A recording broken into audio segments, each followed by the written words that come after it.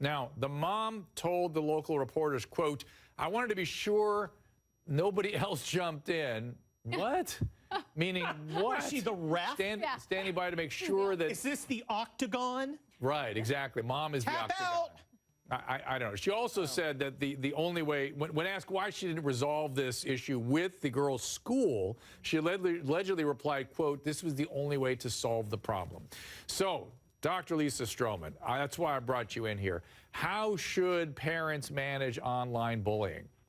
This would be a perfect example of how not to do it, I would say. But you have to, there really is a difference between the legal structure, if it's going to be like internet crimes against children and law enforcement and the school, and I recommend always both, because often there's different statutes, and schools have very strong rules against it.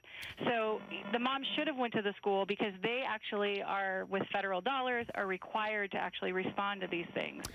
Lisa, now you're a big proponent of parents really controlling their electronic media. Mom, I mean, people, they shouldn't even have access necessarily, free access to these electronic instruments, right? Absolutely. This is not how you empower your kids to manage their own situation. I mean, you don't tell them to take it offline for this purpose, right? Turn off the phone. If you're not on social media, you're not getting the negative messages. It's not going to escalate.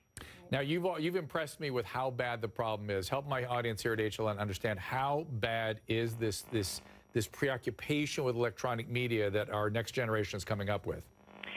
At this point, I would say that the statistics show that we've got about 95% of kids that are connected at any given time. Almost 84% of those are on smartphones when we're talking middle school to high school age. How many hours a day? 11 hours a day on average. 11 hours a day. 11 hours a day on average. Lonnie, you were moved by that.